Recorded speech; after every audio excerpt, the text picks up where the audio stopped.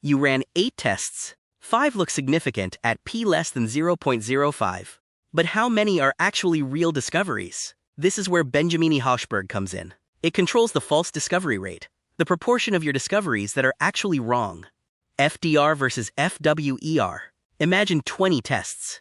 5 of them are real effects, hiding in the noise. The rest are null. Bonferroni is so strict, it catches only 1. 4 real effects are completely missed. BH finds 6, all 5 real effects, plus 1 false positive. That's 1 false out of 6 discoveries, well within the FDR target.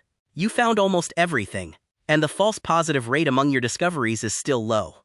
How it works: sort your p-values from smallest to largest. Each rank k gets its own threshold, k over m, times your FDR target q. The key insight is that the threshold rises with each rank. Rank 1 gets 0.0063. Rank 2 gets 0.0125.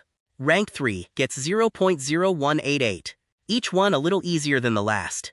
That's what makes BH more powerful than Bonferroni. Later ranks get more room to pass. Step by step. The yellow line is the BH threshold. It rises with each rank. The first 3 p-values fall below the line. Those are your discoveries. Rank 4 to 0.030 is above its threshold of 0.025. This is where we stop.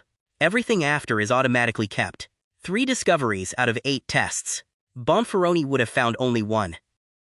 What FDR equals 5% actually means: out of 100 discoveries, on average 95 are real and 5 are false. That's a very good deal. You accept a few false positives to find many more real effects. That's the trade-off.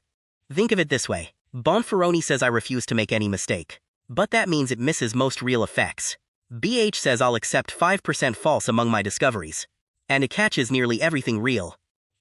When to use it? Use BH when you have many tests: genomics, A/B testing, neuroimaging, when your research is exploratory and findings will be validated later, and when some false positives are acceptable.